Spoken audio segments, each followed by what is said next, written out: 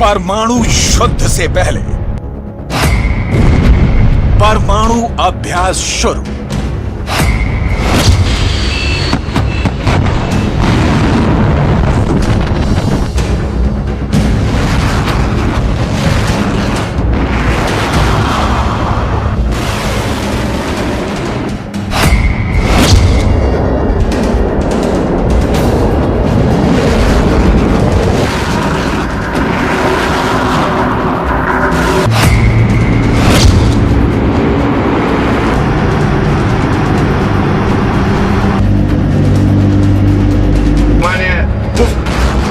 रूस के atom bomb निकल गए हैं।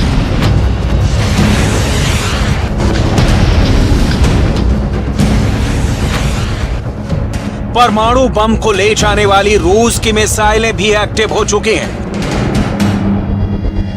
रूस की मिसाइलों पर परमाणु विस्फोटक लोड किए जा चुके हैं। टारगेट लॉक हो चुका है।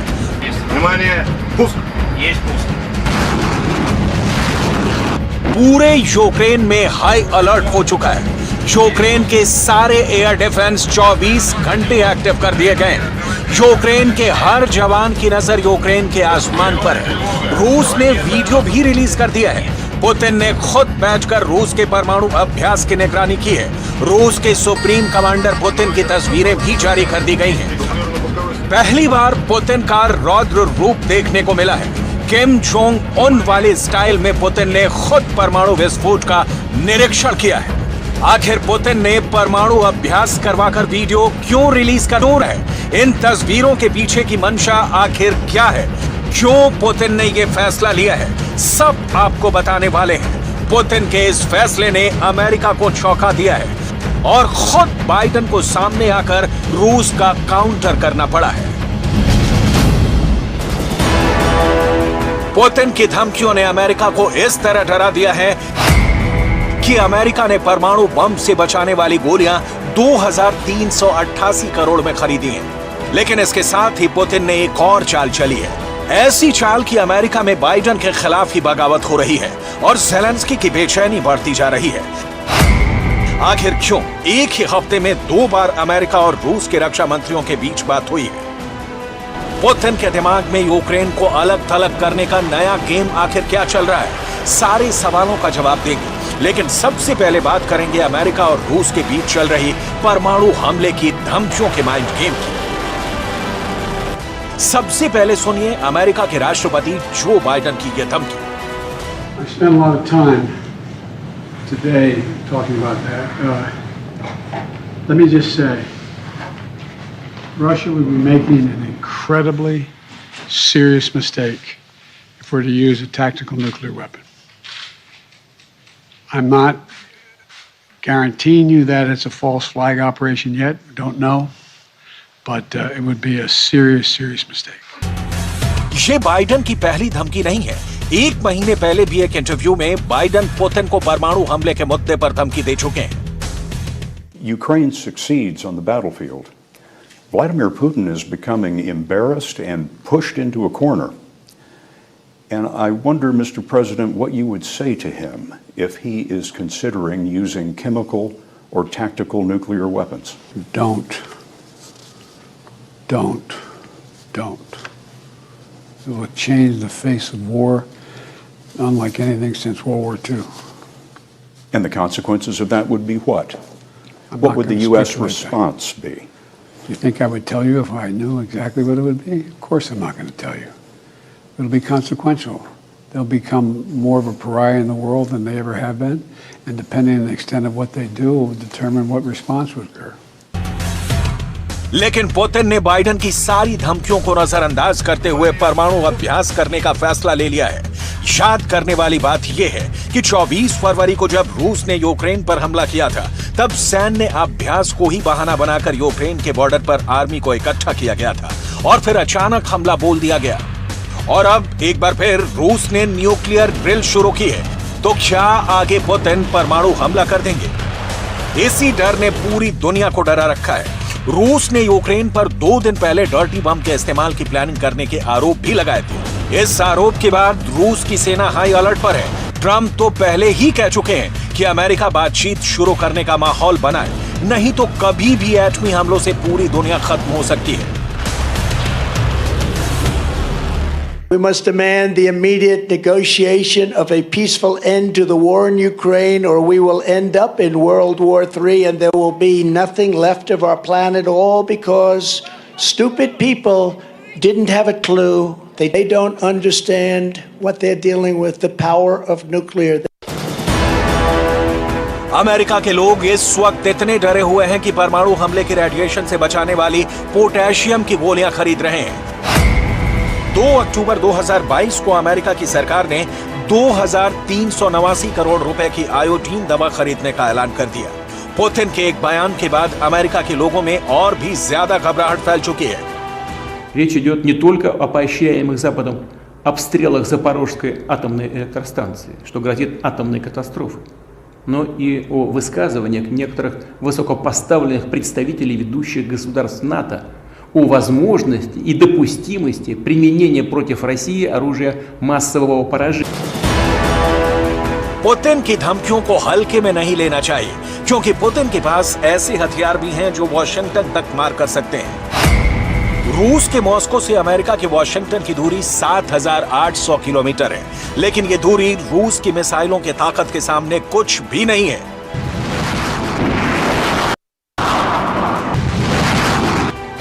जैसे RS-36 सैटर्न मिसाइल की रेंज सबसे ज्यादा 16,000 किलोमीटर है। RS-28 सरमत की रेंज 10,000 किलोमीटर से भी ज्यादा है। इसके अलावा भी पुतिन ने एक और चाल चली है। अमेरिका, ब्रिटेन, फ्रांस और नाटो के देशों ने रूस पर आर्थिक प्रतिबंध लगाए थे, इसलिए कि रूस की अर्थव्यवस्था कमजोर हो जाए और खुद पुतिन को ही रूस के अंदर इस्तीफा देना पड़ जाए। लेकिन इससे पुतिन की अर्थव्यवस्था और ज्यादा मजबूत हो गई, क्योंकि भारत और चीन ने रूस से सस्ता तेल खरीदने का फैसला कर दिया। अब हालत यह है कि पुतिन के लिए गड्ढा खोदने के चक्कर में बोरिस जॉनसन की कुर्सी जा चुकी है। लिज ट्रस 2 महीने भी प्रधानमंत्री नहीं रह सकी और अमेरिका के अंदर बाइडेन के खिलाफ भी बगावत शुरू हो चुकी है। अंतर्राष्ट्रीय कूटनीति में पुतिन की चालों का मुकाबला कोई नहीं कर सकता है। दरअसल बाइडेन की पार्टी डेमोक्रेट्स के 30 सदस्यों ने बाइडेन के विरोध में चिट्ठी लिखी। चिट्ठी में लिखा गया कि बाइडेन यूक्रेन में युद्ध को खत्म करवाएं। 24 अक्टूबर को लिखी इस चिट्ठी में बाइडेन को सलाह दी गई कि रूस से बातचीत शुरू की जाए। इस चिट्ठी ने ज़ेलेंस्की को बहुत ज्यादा बेचैन कर दिया, क्योंकि अगर युद्ध विराम हो गया तो लुहांस्क, डोनेत्स्क, खेरसोन और ज़ैपोरिज़िया में रूस का कब्जा अस्थायी हो जाएगा। क्राइमिया पर तो पहले से ही रूस का कब्जा है और यही वजह है कि पुतिन अपना टारगेट पूरा कर चुके हैं और वो चाहते हैं कि अब युद्ध विराम हो जाए और शांति की बात की जाए। इसलिए सिर्फ 1 हफ्ते के अंदर ही पुतिन के इशारों पर रूस के रक्षा मंत्री ने 2 बार अमेरिका के रक्षा मंत्री से फोन पर बात की है और यही वजह है कि ज़ेलेंस्की काफी परेशान हो रहे हैं, क्योंकि अगर रूस और अमेरिका के बीच कोई साठगांठ हो गई है तो यूक्रेन जंग में अकेला पड़ जाएगा और लुहांस्क, डोनेत्स्क, खेरसोन और ज़ैपोरिज़िया के इलाके हमेशा के लिए उससे अलग हो जाएंगे। लेकिन जब तक कोई समझौता नहीं हो जाता, पुतिन का सारा फोकस खेरसोन की लड़ाई पर लगा हुआ है। Сейчас, когда мы столкнулись и с необходимостью решать более быстрыми темпами вопросы, связанные с обеспечением специальной военной операции и связанные с борьбой с теми ограничениями в сфере экономики, с которыми мы столкнулись. पुतिन खेरसोन के हालात को लेकर काफी चिंता में। इसकी वजह है यूक्रेन से आ रहे तमाम वो वीडियो जिसमें रूस के सैनिकों पर जबरदस्त हमले दिखाए जा रहे हैं। जैसे ये वीडियो डोनेत्स्क का है, जहां रूस के सैनिकों को ले जाने वाली BTR-82A को काफी ऊंचाई से टारगेट करके यूक्रेन की फौजों ने उड़ा दिया। साफ है कि डोनेत्स्क के अंदर भी रूस की फौजों पर यूक्रेन का दबाव बढ़ रहा है। और ये तस्वीर देखिए, कैसे एक हवाई हमले के बाद हुए धमाकों ने रूस के सैनिकों को तितर-बितर कर दिया और वो भागने पर मजबूर हो गए। ये युद्ध भूमि से आ रही एकदम अनकट और डायरेक्ट तस्वीरें हैं जो हम आपको दिखा रहे हैं।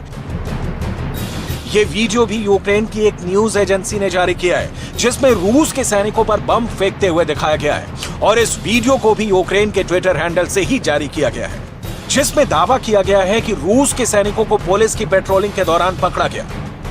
और यही वजह है कि रूस अब जल्द से जल्द समझौता करना चाहता है और इसके लिए उसकी रणनीति भी बहुत साफ है।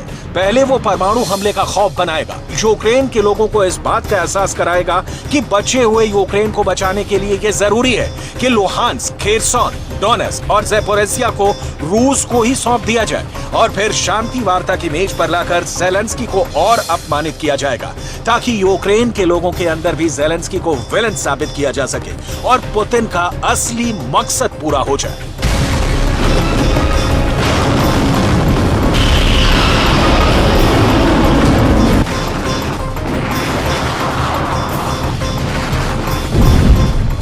Верховному главнокомандующему Владимиру Владимировичу Путину готов.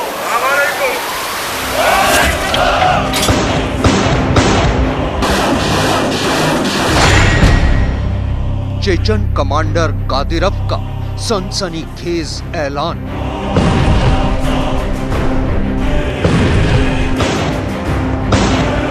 Поздравляем нашего президента с днем рождения! यूक्रेन जंग को दिया बिग जिहाद करार।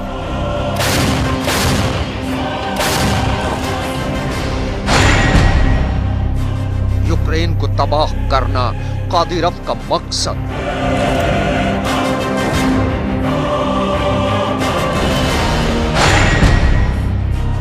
जंग में कत्लेआम कादिरव का मिशन।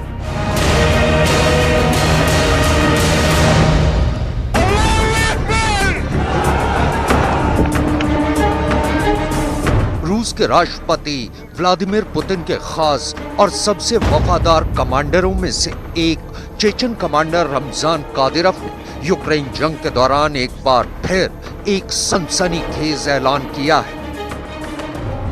ऐलान जंग में कत्लेआम मचाने का। दरअसल कमांडर कादिरव का कहना है कि जिस तरह रूस की सेना यूक्रेन के शहरों और उसकी फौज को निशाना बना रही है वो जंग जीतने के लिए नाकाफी है, लिहाजा वो रूसी सेना की रणनीति से नाखुश है। इसलिए कमांडर कादिरव ने रूसी सेना को यूक्रेन के शहरों को दुनिया के नक्शे से ही हमेशा हमेशा के लिए मिटा देने का फरमान दिया है। Крайне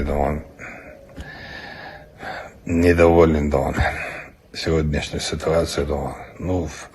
Есть люди, которые командуют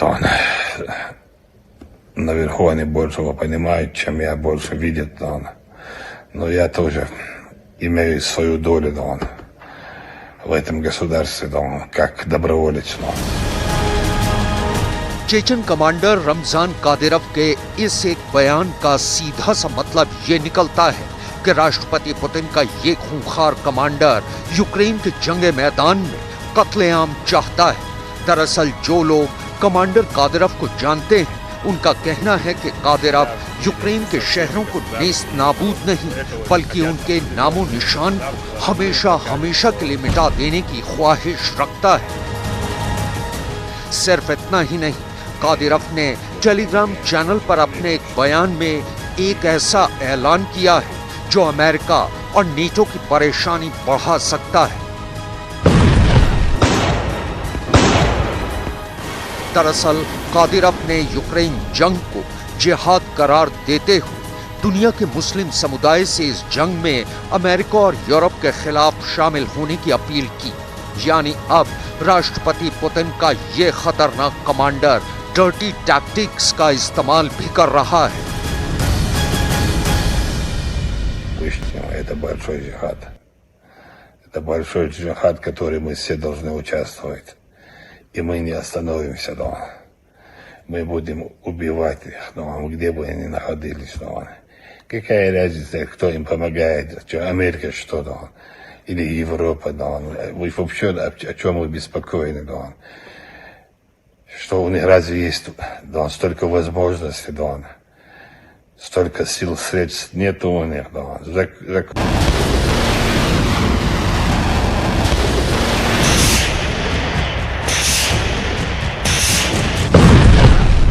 दरअसल कमांडर कादिरोव चाहता है कि रूस इस जंग में यूक्रेन के खिलाफ अपने छोटे और टैक्टिकल परमाणु हथियारों का इस्तेमाल करे। शायद यही वजह है कि रूस के राष्ट्रपति पुतिन चेचन कमांडर कादिरोव को रूस की सेना के तीसरे सबसे बड़े ओहदे पर बिठा चुके हैं। राष्ट्रपति पुतिन ने रमजान कादिरोव को कर्नल जनरल का तमगा दिया है और यूक्रेन जंग के दौरान कादिरोव जिस तरह की बयानबाजी कर रहा है उसे देखकर तो लगता है कि वो यूक्रेन पर परमाणु हमला कर एक झटके में इस जंग को खत्म कर देना चाहता है।